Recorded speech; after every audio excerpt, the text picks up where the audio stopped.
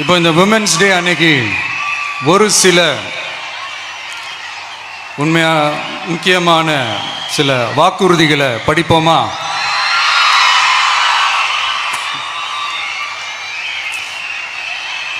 பெண்கள், குழந்தைகள் மற்றும் முதியோர் நலனில் அவர்களின் பாதுகாப்பில் அக்கறை செலுத்துவதே நம் தமிழக வெற்றிக் கழகத்தின் அடிப்படை நிலைப்பாடுகளில் ஒன்று. இதை நம் கட்சியின் முதல் மாநில மாநாட்டிலேயே அறிவித்தோம். அதன்படி அதற்கென தனித்துறை, அதாவது தனி இலாக்கா ஏற்படுத்தப்படும் என்று அறிவிப்பு செய்யப்பட்டது. முதல் மாநில மாநாட்டில் அறிவிக்கப்பட்டது போலவே பெண்கள், குழந்தைகள் மற்றும் முதியோருக்கென தனி இலாக்கா உருவாக்கப்படும். அந்த இலாக்கா எனது நேரடி கட்டுப்பாட்டிலும் கண்காணிப்பிலும் இருக்கும். சமரசமற்ற பெண்கள் பாதுகாப்பை நோக்கி பயணிக்கும் நம் கனவு நனவாவது உறுதி என்பதை நமது தேர்தல் முதல் வாக்குறுதியாக சொல்வதில் பெருமை கொள்கிறோம். இரண்டாவது, மதிப்புமிகு மகளிர் திட்டம். மக்கள் பணத்தை மக்களுக்கே திருப்பி தருவது எப்படி ஓசி என்று கேலிக்கு உள்ளாகும், எப்படி இலவசம் என்று ஏளனமாக பார்க்கப்படும்.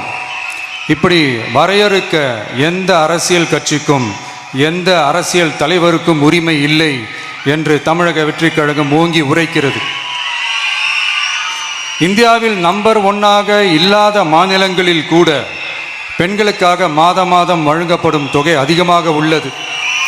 ஆனால் நம்பர் 1 மாநிலம் என்று தனக்குத்தானே தம்பாட்டம் அடித்துக் கொள்ளும் வெற்றி விளம்பர மாடல் திமுக அரசில் மகளிர் உரிமை தொகை என்ற பெயரில் வெறும் 1000 ரூபாய் மட்டுமே வழங்கப்பட்டு வருகிறது.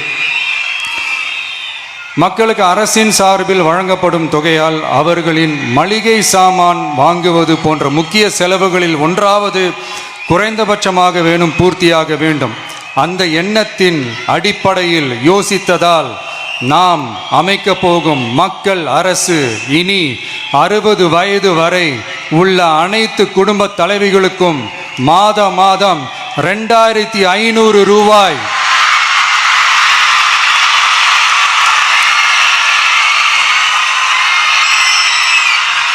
வழங்கப்படும் என்பதை பெருமகிழ்வுடன் அறிவிக்கிறோம். இதில் மாநில மற்றும் ஒன்றிய அரசு ஊழியர்களாக இருப்பவர்களின் குடும்பங்களுக்கு மட்டும் விதிவிலக்கு. இப்படி செய்வதால் கூடுதலான குடும்பங்கள் பயனடையும் வாய்ப்பு அதிகரிக்கும் என்பதை நம் தாய்மார்கள் அனைவரும் மகிழ்வுடன் ஏற்றுக்கொள்வர் என்பது நமக்கு தெரியும்.